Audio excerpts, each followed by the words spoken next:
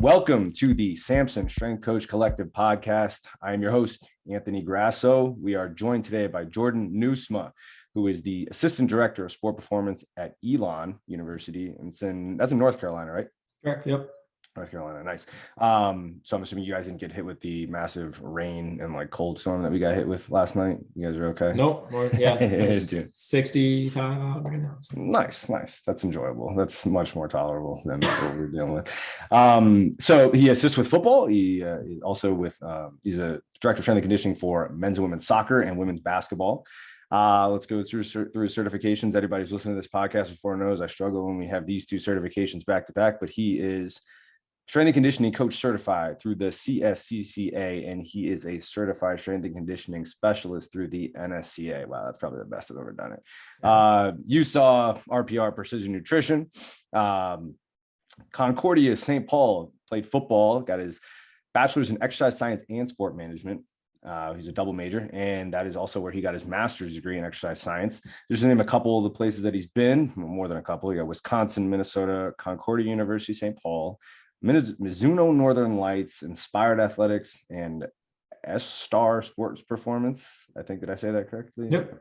Well, needless to say, welcome. We're super excited to have you. Obviously, been going through your book, and obviously anybody who's listening to this and who's interested in the book, that's most likely what this conversation is going to be about. I do want to give you a chance to just kind of go through and give people an introduction as to where this all started, how it, you can go back as far as you want when you decided, you want to be a strength coach, and how it kind of led you to where you are now. And, to the point where you decided you felt you had some information that you really wanted to share with a lot of the people and try to, push this community forward with the book that you've put out today. Yeah, no, thank you so much for having me. It's a great opportunity to talk with you, and just appreciate, everything you've been doing with the podcast and stuff. But yeah, so from the book standpoint, just I guess it all starts from probably 9-10 years ago, right when I started getting into sports performance. Pretty early on, I just tried to write down all of my ideas and take detailed notes, and that kind of transformed into, as I was applying for jobs, some coaches that I was working with recommended I have a portfolio. So, what's your speed philosophy? What's your jumping philosophy? What's your strength philosophy? All those different things. So I just started to build on that. And then as I've come up with different ideas or read books or, watched presentations and added to it, I go back and update those philosophies and just kind of built it out over a couple of years. And then eventually, I think when I applied for my job here at Elon, it was up to 70 pages of a interview portfolio, right? Which is probably too long, but so it just kept building and building from there too. Since I've been here, it's skyrocketed with the coaches I'm working with now at Elon, and we've all just fed off of each other a lot, sharing ideas. And then we've been developing our internship program as well along the way. So kind of merged my portfolio with our internship program and kind of built that out as a staff. And then as we've kind of come up with some ideas and realize how, you want all of your training methods to be complementary and not competitive. And we've been able to kind of, through this 8-vector system, realize how complementary they are and how all of them are pulling in the same direction from developing that holistic athlete. That we, kept adding to those ideas. And then as we would share those through small, Instagram videos or small mini presentations with other staffs, they really seemed intrigued by it and seemed like, oh, maybe there's something a little bit different here than just that everyone's doing. And so they started asking us for our book or our manual. And so we figured that we could probably make it into an actual book. And then I would say in August of 2021, we decided, okay, we're going to write this book. And then the next 5 months, just, dotting all the I's and making sure we're organizing it in the right way and piecing it all together, adding sections that weren't finished. And then boom, we had the book completed. So yeah, it came out in December of 2021. And it's been awesome to see just the response from there of people applying it and using it with their athletes, using it with rehab settings, using it with different levels of athletes, and just, posting about it on social media and just reaching out with more questions and how they've been applying it as well has been a lot of fun. Yeah, no, it's super cool. And I know that, we obviously talked prior to starting the podcast, and I know there was a little bit of a hesitancy, right, as to what the feedback would be, and you know, I was kind of surprised to hear that you had any hesitancy whatsoever, because like you know, as I've been going through the book, I'm like, wow, this is really intriguing stuff. It's stimulating, it's sparking ideas, and I've been talking to a lot of people about the book who, you know, people who have worked under me, people who have taught me about things, right? Like some of my biggest resources and some of the mentors who have mentored me, I've even reached out to them saying like, hey, even though, yes, most of my time under you has been spent me learning from you, like I do think that this could spark some ideas for you, and everybody's been super receptive to it. So that's when I knew, I was like, you know what? And I mentioned to you this, you know, prior to starting, I was like, it's been fun. Like it's been fun reading this book. And I think that that's also, you know, something that's interesting, because I think a lot of times the reality is, with the reality of sport performance and strength and conditioning, I think the theory gets everybody excited, right? Like anything in theory is really exciting, and you read about a book, or you read a book, right? You read some sort of work that's been done, and it's like, as a coach, you're going to put all of your programming thoughts together, and you're going to filter these things, and you become so calculated in what you do. And then you're like, all right, sweet, let's go apply this thing. And then it's like, oh no, what happened, right? Like everything changes, right? And it's almost like to the point where you're like, man, everything, you know, everything was great in theory, everything was great when we were thinking about it, and it's fun, right? And it's like the actual like practical application of it. I feel like, you know, oftentimes people may miss the boat with that, but I don't think that that's the case here. And that's why I thought this was interesting, because I think your goal in mind was, I need to create something that's going to be ready to use tomorrow, something that can be used as a reference where you can cherry pick ideas, or potentially just go back and whatever. So, well, before we get going, you know, there was one thing I noticed in the early parts of the book where you had a hesitancy of using the word system, right? I think at first you were like, I don't want to use the word system, because then it kind of comes across as like this rigid thing that you got to be married to or whatever. And I think that's a good, probably something good to touch on right away. And like, you know, reading it right away, I'm thinking to myself, okay, I want to give him a chance to obviously like clear that up, because it's not something that made, like, you know, you said the strength and conditioning community who wants to get after you on social media or whatever the case is, you know, sometimes, right? Like give you an opportunity to kind of explain to us, like, why were you so hesitant to use the word system? Because obviously you still ended up going with it in some way, shape, or form, right? So no, definitely. And you hit on some really good points. And that's where, as we've been applying all of these things, and our system has been developing over the last, 10 years of stuff, we, at Elon, we've been able to see the results kind of transpire over the last 4 years, which has been really fun, because everyone talks about a long-term athlete development, but everyone leaves their job after a year or two and can't really see long-term athlete development in that time. But so we were really hesitant to put the word system by it, because that wasn't how we had come up with it. It wasn't like, oh, we're going to follow this set system and exact rules, like strict, rigid rules that you have to do. A block has to be this type of movement, B block has to be this type of movement, and all those kind of rigid rules that we follow at different times.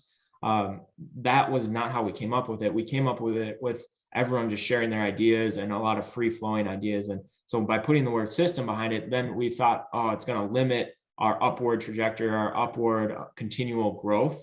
And that's where I think we have gotten into a place with the principles of it, of those main principles, that those things have stayed pretty solid and don't seem like they're going to move around too much, but they allow so much open-endedness that you can still continue to add to it and continue to grow by following that framework of the things that we have laid out in it, that allows you to still add your flavor as a coach and to continue to learn, and the new knowledge that you gain, you can add to it, and not just like a blow up your system and kind of start from scratch again. But it really lays things out in a way that following those principles are really tried and true in a lot of ways.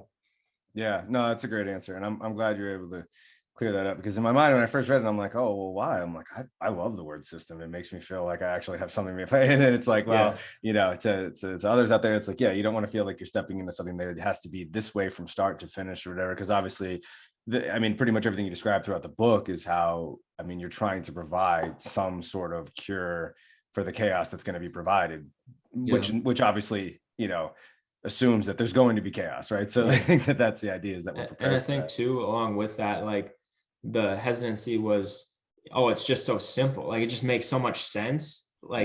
But so many people do it different, or they're married to a more rigid system, that that was our hesitancy to put out this book, or the 8 vector system, was because we're like, oh, it's just too simple. Like, it's not going to catch on type of thing. But I think the simplicity has been really beneficial in streamlining that process of how we're able to improve athletic performance. Sure. And I think just so we're clear, the book we are discussing, I don't know if I said this at the beginning, you obviously, like I said, you did go with the word system, but reverse engineering sport, the 8-vector system, right? So I think, part of what's intriguing is this idea of the 8-vector system. And I know that you've adopted this from some, ideas that you've picked up along the way, as you specified at the start here. So, just obviously, like I alluded to, I've got a ton of notes. I've got not necessarily a ton of questions, but things that I just want to give you a chance to talk about because I find them to be so interesting.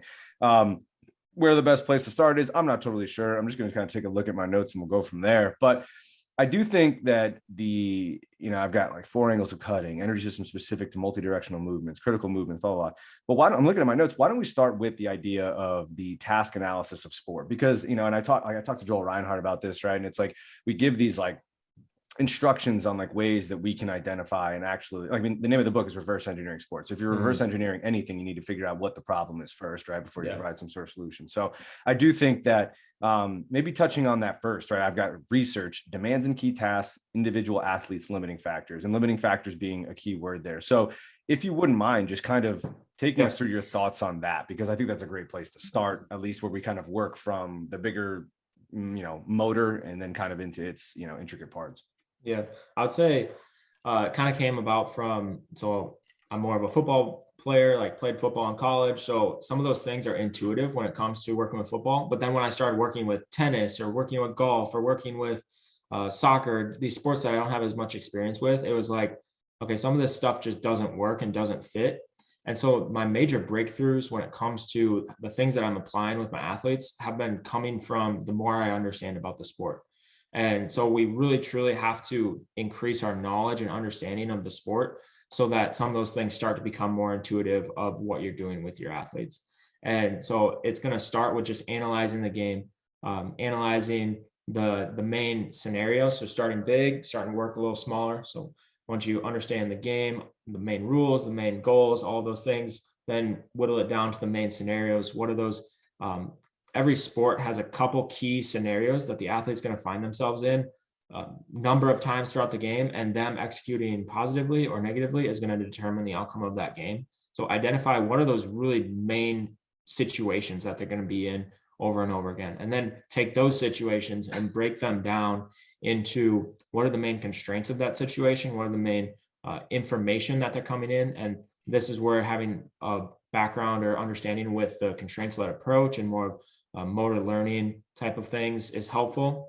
And so once you kind of understand those different constraints of the task, the individual and the environment, then understanding what are the key maneuvers that they're doing in those scenarios, then what are the key movements that are going to, move you through those maneuvers, and what are the key muscles that are acting and how are they acting, and then getting down into also the energy system demands, the work rest ratios, the distances that they're covering, the speeds that they're covering, all of those different things from a more quantifiable data standpoint as well. And then the other aspect is looking at those injuries. So every sport's going to have common injuries that you're going to see over and over again. So it could be ankles in basketball and soccer, it's shoulders in football, it's knees in football, it's all of those different ones that you just know are going to be prevalent, and that information is all available online. You don't have to search super hard for it. And then making sure that within your program that you're identifying those and just building up the armor around those areas to make sure that your athletes are more resilient to handle whatever stresses that are more specific about that sport. Yeah, that's a great point. I'm glad you were kind of working through all those. And if anyone needs to go back and press rewind, right, to just get a list of all of those, please do so. Obviously, to kind of, I think it's a great framework that you've built out, a great foundation for people to be able, when they're trying to visualize and find answers or they get stuck, right? And obviously that should be where everybody initially starts anyway, is to just take a look at obviously all the things that you mentioned out or listed out and go through and just find the answers to those things. I think invariably everything becomes much easier from there. So moving into, I kind of want to get into some of this stuff now. So I've got listed out here some game principles, constraints, technical, tactical elements, scenarios, the movements, right? We're talking biodynamics, objective metrics, demands, certain injuries, right? And you talked about some of the individual athletes limiting factors. And I want to we'll get into some of the injury stuff a little bit later on. Then obviously you mentioned the bioenergetics, which I think is super important, but just starting with those game principles, right? The way I took it was kind of similar to, what I saw, in Game Changer in the process, right? Is kind of creating this idea of like, all right, what happens in sport? Typically you have offense, defense, and then there's a transition from offense to defense, and then there's a transition from defense to offense, right? If we could kind of like work through, give me some of your thoughts, brief, just on like the principles themselves, and then I'd like to we'll get into some of the constraints and stuff like that. We get the organismic, environmental, and the specific tasks, but that list that you went through of all the KPIs, the different scenarios, all those different things, I think it's interesting. People like to simplify that down too much and say like, oh, this is the one thing that matters. Like only your sprint numbers matter, or only your strength numbers matter, or these different things. But it's all of them. Like it's the potion is all of them mixed up. And, we want to be excellent in all of those areas to build the best athlete possible. Right. So that's where the complexity and people kind of get lost in that is like just focusing too much on one, but realizing, all of them are pretty important. But it all goes back to understanding that technical, tactical side of things as well, of on the football field, what coverages are we running, what plays are we running, what are the different maneuvers and the routes that our receivers have to run, how are they asked to run them, what is determining whether they're running it or not. A lot of our routes are option routes.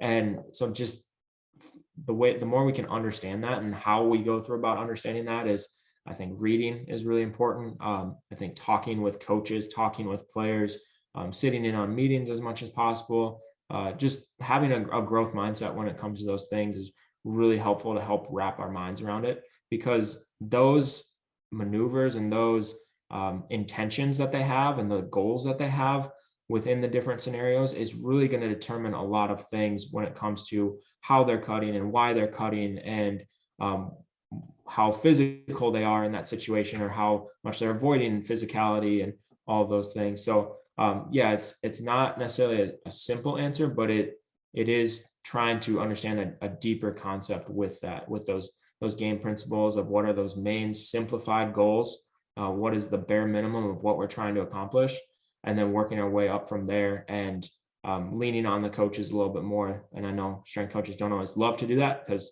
we like to think we know it all, but they know what they're doing as well from a tactical standpoint. So yeah, absolutely. Increasing that dialogue and increasing those conversations, I think, inevitably everyone only gets better. So, all right, well, let's, I know you just kind of touched on a little bit, but just if we could give like brief instances or brief examples of the specific constraints, right? So when I saw this, I thought it was a nice, kind of like a clean way to organize my thoughts. You have your organismic constraints, right? I hope I'm saying that right. I was like, I hope I don't mess that word up. Environmental constraints, and then your task specific constraints. So maybe, if you have a specific example that you use for football or any sport in general, if you want to go with that, it's fine. If you want to lead the way with that.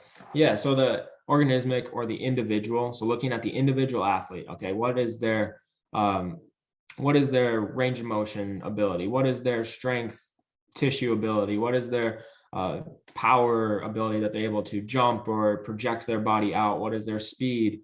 What is their change of direction ability? All of those different things, that energy system development, those things that can be limiting factors, or they can, increase that ability of the athlete. And I think strength coaches are a little bit more aware of some of those things, but like I mentioned earlier, it's all of them, not just one or two. So for example, if you have a tennis player, if they are faster, so a professional tennis player, they are faster to get across laterally across the court, then they have the option when they're approaching that ball to forehand it or backhand it, versus if it's someone who's slower or more of a novel tennis player, they're coming across, they're probably only going to have the option of hitting it with their left hand. And so that's where if we're able to increase those different aspects within the individual, and the speed, the strength, all of those things, that you're going to open up movement options for that athlete. And they're not as limited to such a narrow movement pattern is what I'm trying to say. So that's the individual side. Then the task side. So that is going to be, what are the rules of the sport? What are the boundaries? What are the goals of the sport? Are you trying to score a touchdown, a field goal? Are you trying to put the ball in the basket? What are the foul calls? All those different things that are going to determine how the athlete moves. And so those are things that we can, as coaches, manipulate when it comes to small-sided games or agility, or even different things within the weight room or how we do speed. We can put different constraints on them so that we're getting the goal that we want. So an example is speed. If we're earlier on in our speed training, we're going to want them to run a little bit slower because their tissues aren't ready. So we'll have them sprint up a hill, or we'll have them sprint with a chain behind them, or different things like that to kind of constrain the different tasks that we're having them perform. And then the environmental constraint, that's going to be, is it dark out? Is it light out? Is it is it might want to edit that one but I get a little tongue tied. But yeah, so is it, are you playing on turf? Are you playing on grass? Is it, early season, off season, all those different things that are going to be affected by the environment. Yeah, no, that's a great answer. I love that stuff. I think that really, again, like just providing more filters for people to think through. And it's funny because you mentioned those scenarios, right? And I think initially when you look at any time motion analysis, or you do any sort of, even if it's just like the eye test of just watching the athlete, right? Or just, as Charlie Francis said, we just watch the athlete, don't watch the ball. It becomes almost overwhelming, and it becomes a daunting task to try to take a look at all of the movements that they may have to perform. But you have written down here, at least I have in my notes, that there's almost like these 2 to 4 main scenarios that, would you agree that these range of positions that athletes find themselves in on the field, right? Like 2 to 4 main scenarios. And I think that's interesting, right? It's not to say that there's only 2 to 4 of them in general, right? But like there's 2 to 4 that like they're going to repeat over and over again throughout the course of this, 2 to 3 hour game. Could you elaborate on that a little bit? Yeah. So when we think of, let's just use the sport of football, for example, and you have a defensive back, what are the things they have to be really good at to be put on the field for the coach to play them with confidence and for them to help the team win? And they have to be able to cover from a man-to-man perspective. They have to be able to cover from a zone perspective, and they have to be able to pursue the ball carrier and make a tackle. And if you think about football, it's hard to think of other scenarios that they actually have to do. And so when we start to focus in our goal for what they're trying to improve upon, it kind of simplifies it, even though within that scenario, there's going to be hundreds of different variations of that scenario. But we know that goal of them covering the receiver in a man-to-man coverage is going to be one of the main things that they have to be really good at. So we need to give them the tools to execute that main skill really, really well.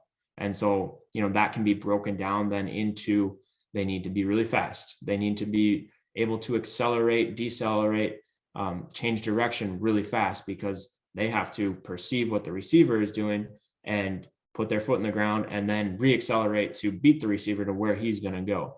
And so those are the, some of the main things that they need to be really good at. And then from a strength coach perspective, we can start whittling that down into the different, jumping variations that they need to be really good at to simulate that change of direction. We need to understand that in change of direction, it puts a big strain on their hip adductors, their hip abductors, and they need to be really efficient in those and really strong in those.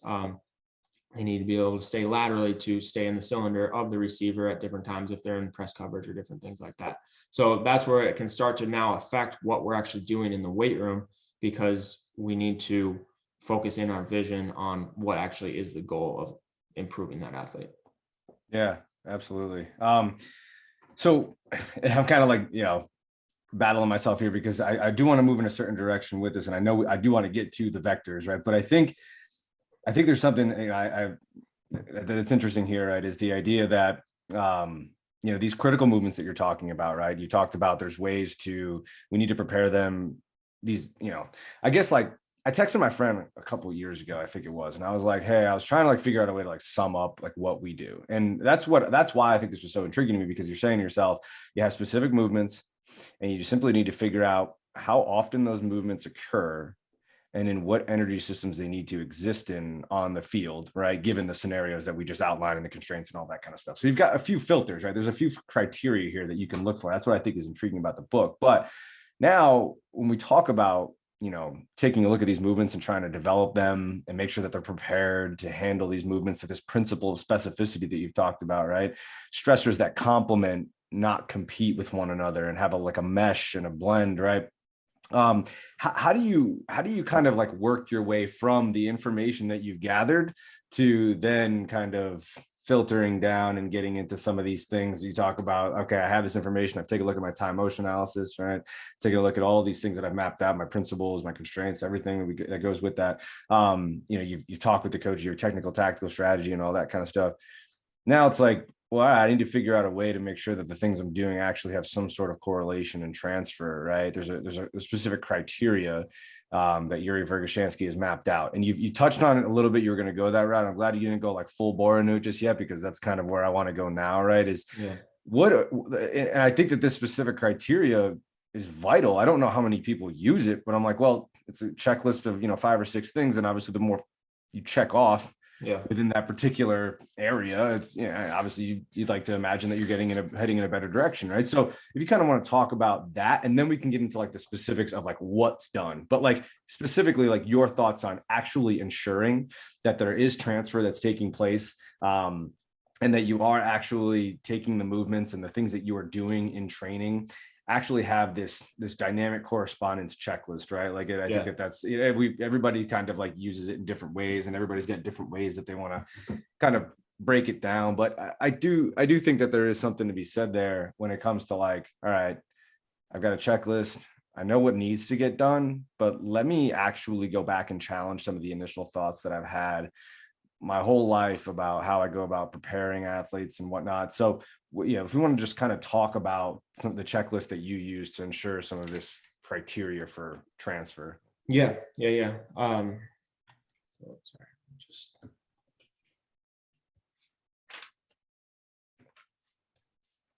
No, I definitely, sorry. No, you're good.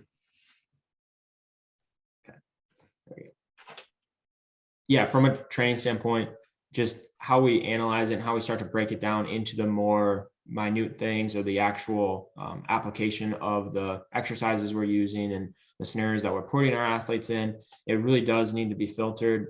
I like filtering it through that dynamic correspondence. And just to touch on it, if you're not familiar, it's using the same muscle groups involved.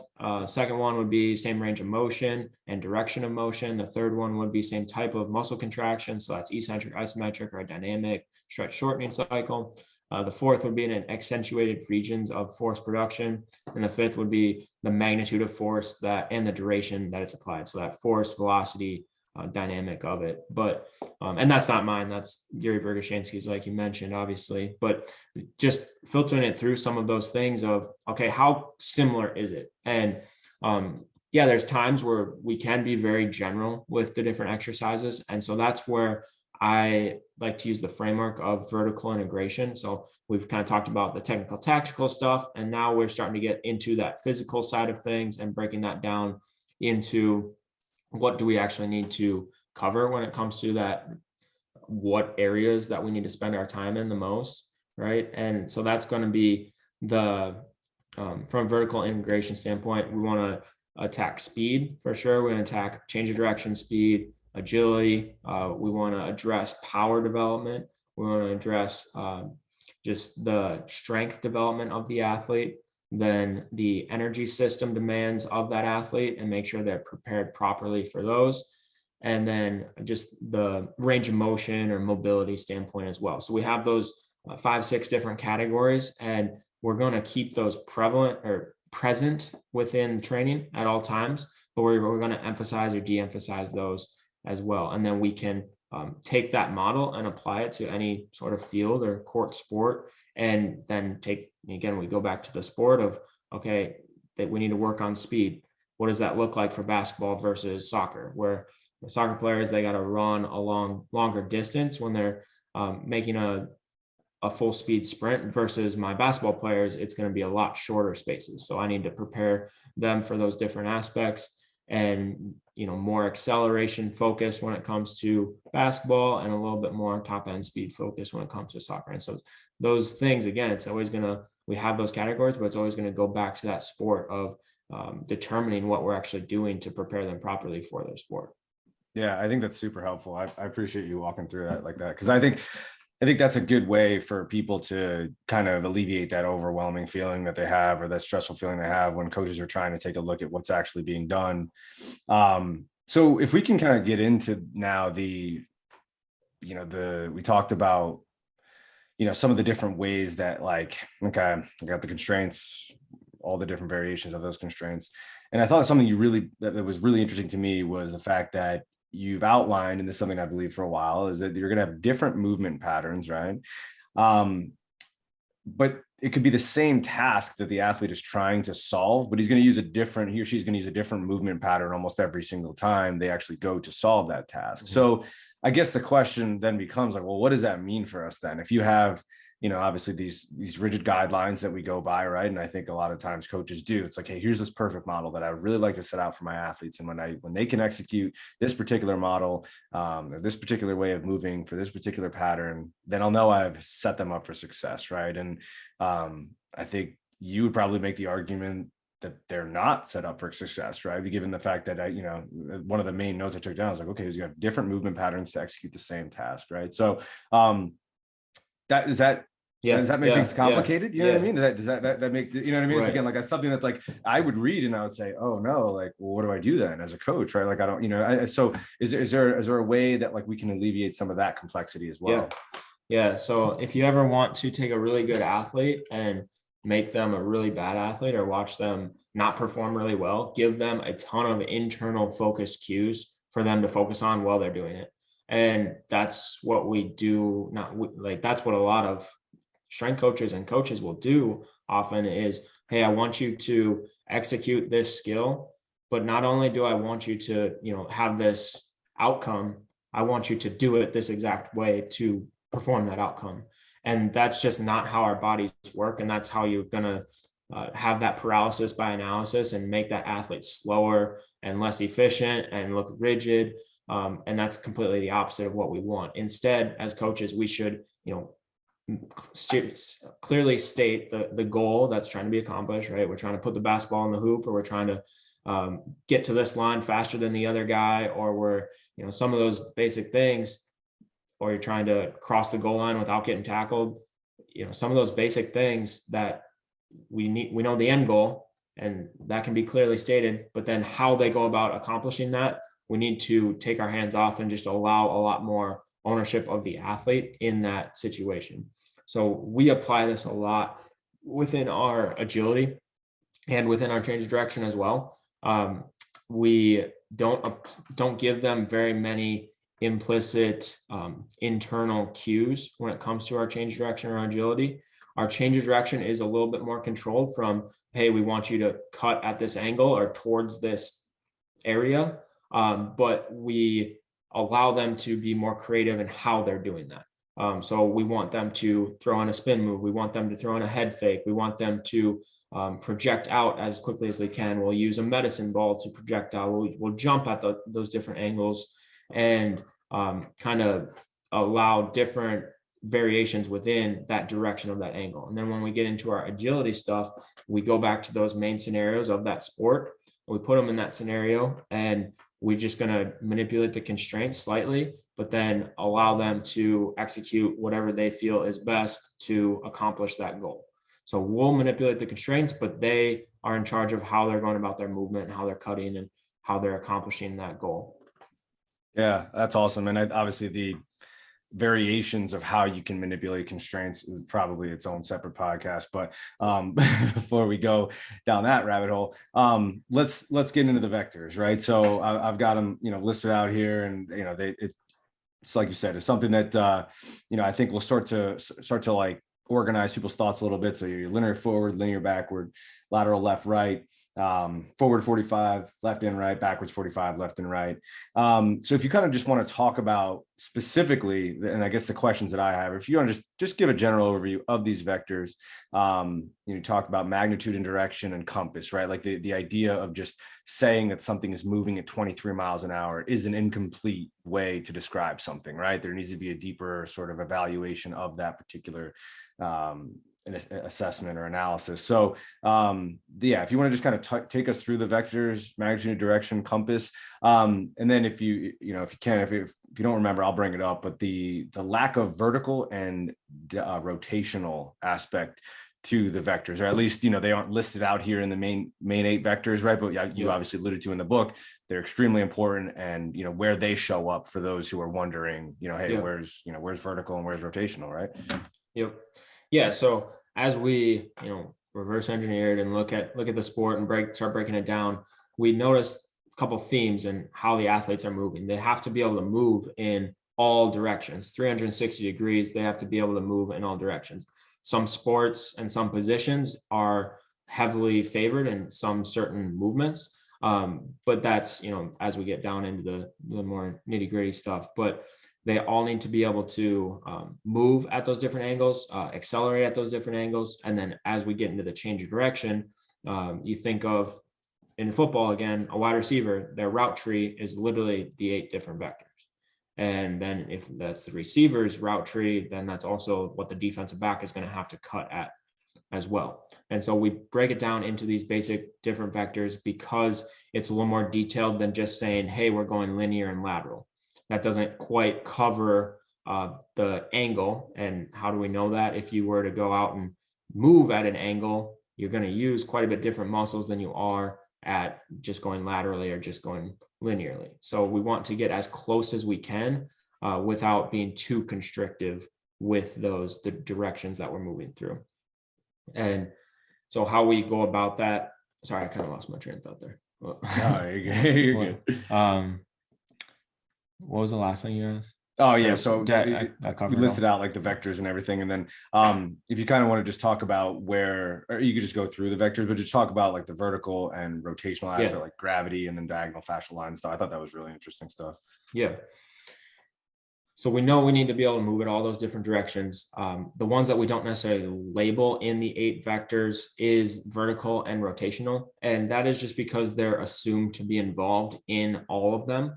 And if you just think of yourself walking forward, if you don't apply any vertical force, you're going to fall on your face, right? And so it's just like, because of gravity, vertical is always present. And because of how our bodies are aligned, and we're such a contralateral movement of my right arm goes up and my left knee goes up, right? And it all is connected via those contralateral fascial lines and how our bodies move. There's so much rotational aspect. If I go and make a 90-degree cut, I have to use my torso. I have to use my hips in a rotational fashion with all of those different directions. So those are things that we definitely still need to train. Just as we're talking about the framework of things, they're assumed to be involved in all aspects of the different vectors.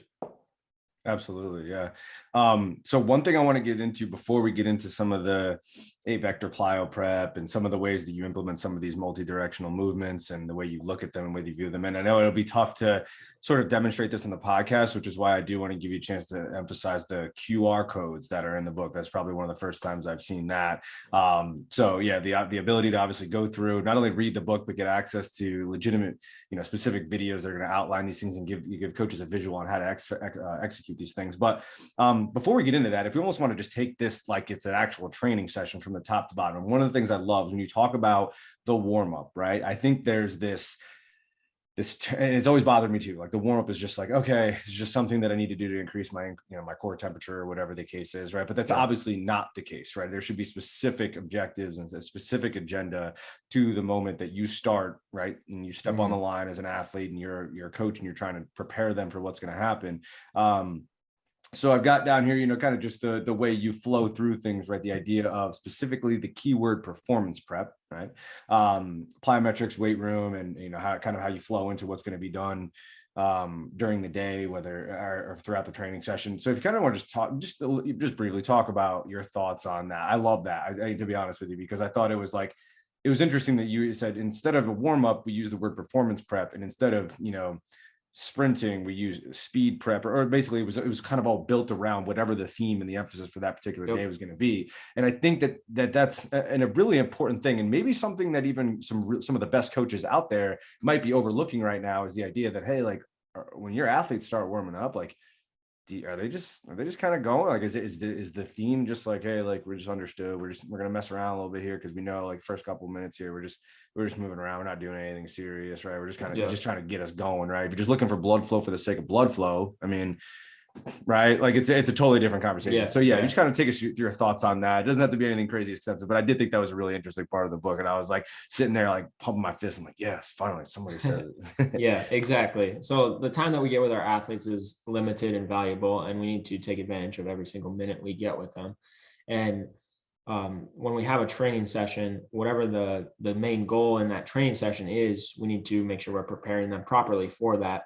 And that in itself is going to raise the body temperature and increase tissue, elasticity, and all of those good things that warm-ups do. But we can accomplish stuff from a motor learning standpoint. We can accomplish stuff from a motor output standpoint that are going to maximize that training session. So if we're training for speed, we're doing speed prep, and that's going to do the little speed technique drills, or it's going to be different things that's going to prepare the body to run at its fastest. And we usually don't do anything else. It's just that. And so it's going to really condense our entire workout, because we're not wasting 10 minutes just doing the basic, mundane, redundant, active dynamic range of motion or dynamic prep that, everyone has done since middle school and stuff. So we want to really focus on being direct with that. And then if we're doing our change of direction speed that day, we're going to use our change direction prep within that. So we typically don't do a ton of close change of direction. We'll do a lot in our warm up, our performance prep, but that's going to prepare us for our agility that we're doing that day. And so what our change of direction prep will look like is using that 8 vector framework. We're going to have the athletes cut at each angle. So they're going to make a 135-degree cut. They're going to make a 90-degree cut. They're going to make a 0-degree cut, and we'll do both sides, and we'll progress them through that throughout the training cycle. Of week 1, it might only be 1 step, week 2, 2-step, 3-step, build up to 5 yards, 10 yards, all those different things. But it's a really controlled fashion for them to make sure that we are, from a tissue standpoint, building up that resilience and that dynamic force absorption and propulsion standpoint to be able to cut at each one of those angles. And we'll go from that then into our agility. And within that performance prep as well, especially if we're doing agility that day, we want to start attuning their perceptual motor system. So a lot of the different drills that we'll do will include a partner where you're reacting off of your partner, and it'll start from a very small scale of maybe different line foot drills, or even just lunging out at different angles and just mirroring them, to increasing that intensity as we start adding in more jumps and more cuts and full speed sprints where you're still having to react off of that partner. But we want to scale it down to, again, we still have to warm them up and prepare the tissues, but we can do that in a more dynamic way with getting that perceptual motor combination. Sure. Yeah. Thank you for clearing that up. Appreciate that. So we've got, let's see, we're getting close to I think we're at the hour mark, or maybe a little bit underneath it.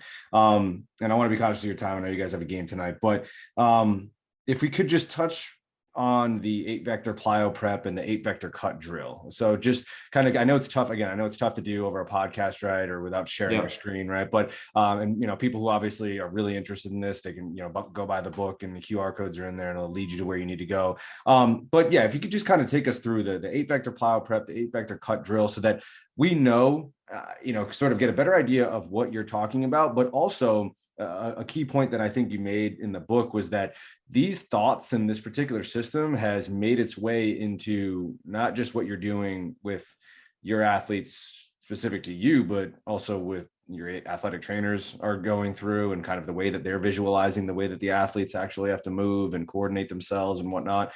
Maybe even some of the way that your sport coaches are. So yeah, if you want to just give us a kind of a brief, maybe even just like set the tone, a little bit of teaser on the 8-vector plyo prep and the 8-vector cut drill, and then kind of talk about how you feel like this has made some change and some impact. And then I've got one more question after that, and then I'll let you roll. Yeah.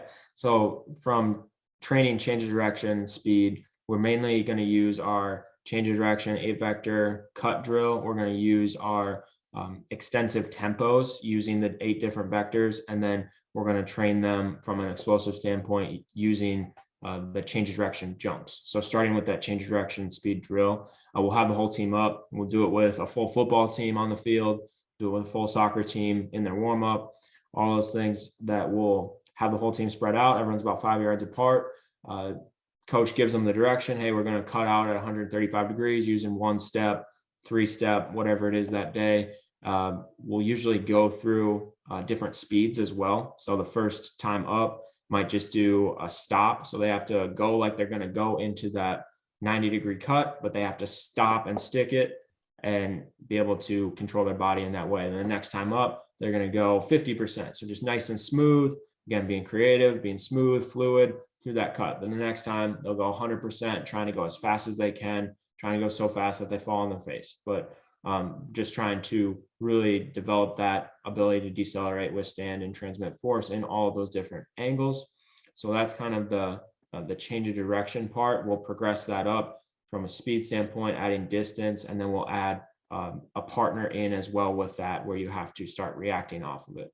And then from a energy system development standpoint, we'll do a lot of different things, all different types of intervals and tempo runs and all that kind of stuff. But on one of our days, we try and work on our change of direction speed. So it's going to be developing that local muscular endurance. It's going to be developing those movement patterns, that cutting ability, but we're going to do it at an extensive fashion. So it's usually around 70% speed.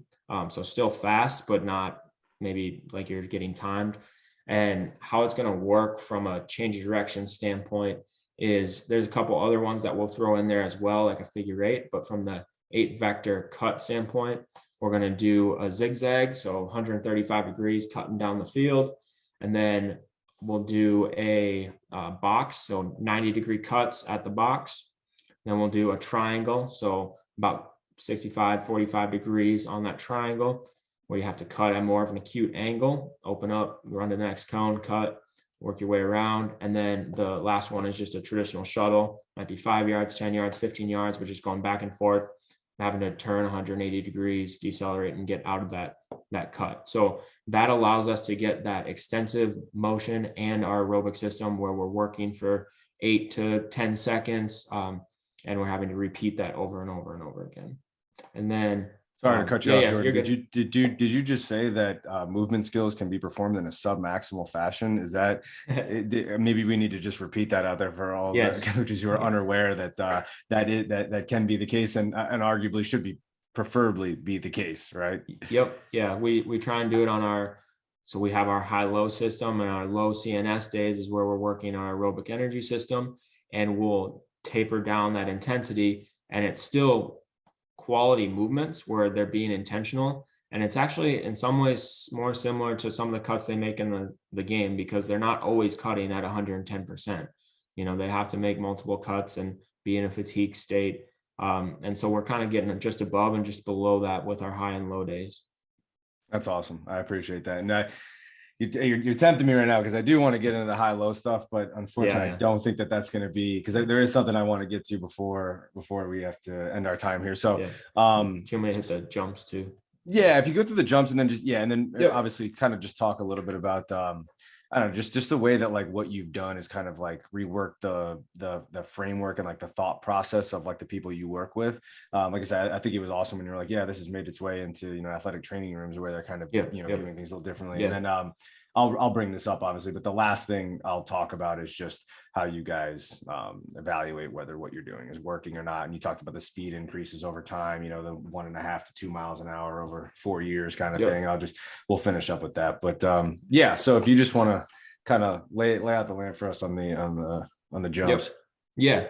So from the 8-vector jump standpoint, our jump model that we'll use is we'll go through phases of extensive to intensive to plyometric. And then we want to get as much variety in our power development as we can, because they're going to have to jump off 2 feet in a game. They're going to have to jump off 1 foot. They're going to have to cut off 1, cut off 2, all those different movement variations that they need to be ready for. And jumping is one of the best ways to simulate that. So we always want to do, our jumps are broken down into jumps, which is double leg, landing on double leg. Our hops are single leg, landing on single leg, and our bounds are jump off your right, you'll land on your left type of thing. So alternating.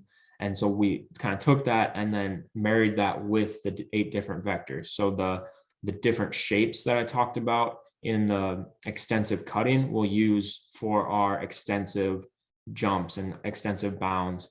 So again, it's great to do with a full team. We can get 50 people up at the same time and no one's going to run into each other if they're 5 yards apart, and it flows well. It looks cool from the coach's perspective if you have a coach that worries about those things.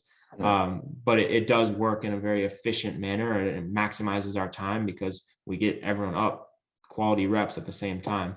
And so we'll get everyone up, we'll have them go. If we're doing extensive, we're going that Z cut pattern. We're doing 90 degrees. So when they jump on a 90 degree, so imagine a box or a square. So they'll jump forward. When they hit that corner, they're jumping right away, turning left, rotating. So they'll end up facing like 90-degree turn facing the other direction. And so every time they hit the corner of the box, just like if you were running and doing that, you're going to turn your hips and go towards that next cone. You're doing the same with a jumping pattern. So that's how we kind of visualize it for our athletes, tell them to visualize a box, hit those 4 corners and work your way around. And then triangle, same thing. It's a little bit harder, get those hips turned and get open. And then 0-degree cut where you're jumping out. On that second hit, you'll land halfway turned, hit that line, coming back. So that's from the extensive fashion. And then we'll go into intensive ones where, again, we'll use all the different bounds, hops, jumps. We're going to jump out and just do 1 rep now. So if I'm going to use that 90-degree example, I'm going to jump forward. As soon as I hit the ground, I'm getting off the ground quick and jumping out as far as I can to my left at 90 degrees and then sticking that next one. So increasing the maximum output with that. And you just think about the process that when you land, that deceleration, that withstanding that force, that isometric contraction, and then that concentric contraction out of it. So it's all those things that we love to train in the weight room, but this is a very specific way of going about it that's going to transfer really well to their cuts on the field if they ever are making a 90-degree cut. And then we'll go from that to the 2-fold or plyometric version. So now instead of just jumping once into that cut, you'll jump once and then a second time forward. So 2 jumps forward. And then as soon as I hit the ground after that second jump, again, making that left turn, that 90-degree cut to my left. So you're going to have a ton more speed and momentum going into that deceleration to cut and turn at 90 degrees. So that's that progression that we'll go through. Again, we use all the different versions. Bounds are great because you're having to cut off of 1 leg. They're extremely challenging, but we also see just great improvements from the extensive phase to getting to that final phase of just how dynamic guys are out of those cuts and how quickly they're off the ground. And it's just super cool to see how well it transfers. Yeah, absolutely. And if you wouldn't mind, just kind of as some of the some of the thoughts that you guys have come up with and the way that you guys view things trickled into some of the other areas of your university and your program and the way that they think and view things. Yeah, it's been super fun working with our physical therapists that we have on staff and our athletic trainers, because just taking that concept of the athlete needs to be prepared for all these different directions is able to be scaled down to a rehab setting. So that one that 8-vector change of direction drill that we do, that can be scaled down to a walk and a 1-step cut that an athlete can do very early on in an ACL rehab or some sort of other injury rehab, ankle injury, all those different things. But then it can start to be progressed back up to a sprint 20 yards, make that 90-degree cut now. And so we can really make that transition and that progression of the return to competition progression very smooth. And using that framework has just helped us to scale it down and make sure we're covering all of our bases. So if we have an ankle injury, we can make sure we're getting all those different jump angles that the athlete, we can start with just small preparatory jumps, doing those different angles, and start building out to more maximum effort, 90-degree cuts, or Z cut jumps, stuff like that. So it's been really cool because it's transferred really quickly to other departments in our university. That's awesome. That's when you know you're having a massive impact. So last question I have is, so you've got this system in place and you guys are, obviously finding some success, but how do you measure that success, right? Specifically when it comes to the, probably one of the more important qualities that everybody's concerned about, which is speed. How do you guys take a look at speed, the lens you look through? How do you evaluate it, sort of, analyze? In the book, obviously you give a pretty decent description of, the metrics and the KPIs you're looking, so the specific improvements you're looking for in terms of time over 4 years, as well as a table that outlines specific ways to take a look at 10-yard flies versus 10-meter flies, and how to find the times in terms of miles per hour and convert them to miles per hour, so that, athletes have a little more aesthetically pleasing number to look at, right? So, like what are some of the ways that you guys really evaluate speed and kind of take a look at them over time? Yeah. So I guess from a bigger picture standpoint, just how we evaluate ourselves is we always are looking at the injury numbers and making sure those are declining over the years and keeping players available and healthy. So that's one of our main things that we're looking at. And then from a speed standpoint, like I mentioned earlier, we have those different areas, the vertical integration approach of speed, change direction, speed, strength, power, energy system. So we have KPIs for each one of those and more specific ones for different positions. But speed is a great one because every athlete needs to get faster and is going to benefit from improving that speed. And so we are always going to time a 10-yard sprint within our speed session. There's just going to be different ways we'll go about that. So it's either going to be just a straight 10-yard sprint, or it's going to be build in 5 yards, 10-yard sprint, or 10-yard fly, 10-yard build up, a 20-yard build up, a 30-yard build up. We could do all of those with chains, without chains, just a ton of different variations that we try. And so every week we are testing them once or twice a week on those. And then we'll circle back around to those every 2 or 3 weeks of that specific test and just get to see that continual improvement with that athlete. And we just like to see, and we have a decent amount of data now that we've been here for 4 years. And it's cool to see guys that have gone through it for 4 years, and just, the athletes in between there, of how much they've been improving over those years. And speed is one of those things that, you're familiar with James Smith's book as well, of like the way he broke down how much faster Usain Bolt's gotten over the 4-year period. How, if you take any Olympic track athlete, just how much they've improved over 4 years. And we should kind of expect some of those same things with our sport athletes, that they should continually see those improvements. And so we like to see about 1 mile per hour or 1.5 miles per hour to 2 miles per hour improvement in those time 10s over the 4-year period. So that's a, continual improvement of 0.5 per year is our goal for them. And with our skill athletes, we've been able to accomplish that for most of them, which has been fun to see.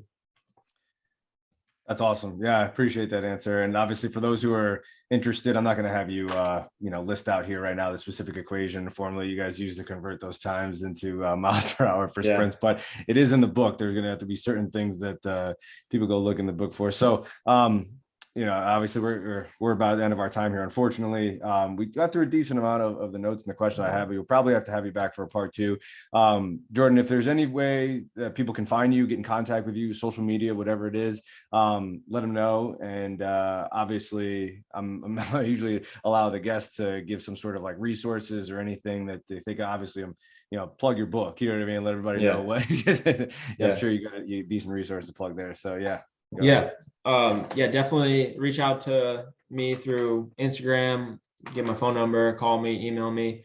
But yeah, I try and post pretty regularly on Instagram, every once in a while on Twitter. YouTube is a good resource, and the book is married up with the YouTube as well, where everything I talk about in the book, I give video examples for the reader to apply it right away and not wonder what I'm trying to explain, but you have a visual video there to watch. But yeah, my YouTube has a decent amount on it. And then, yeah, I guess just buy the book. But yeah, I do think, I do believe in the book. I believe it has a lot to offer everyone. I know it's not gonna, everyone's got their own flavor on things, but I think you cannot read this book without getting some ideas that you can add to your program. I think anyone can take something from it and make their program better. So I do think it's worth anyone's read, and reach out to me if you get it and have any questions about the book, and just love to hear how people are applying it. Yeah, absolutely. And that is Reverse Engineering Sport, the 8-vector system. Jordan, we really thank you for your time here. I appreciate you being flexible and obviously coming on to do this. Again, like I said, we'll have to come back for a part 2, but I appreciate it. I appreciate your thoughts, and everybody who put their thoughts into this book, everybody who's influenced you to write this book, and everybody who was obviously a part of the actual book production. We appreciate this content. We think it's definitely pushing the industry forward. So thank you for your contribution, and we thank you for your time. And for all the listeners, we will see you next time.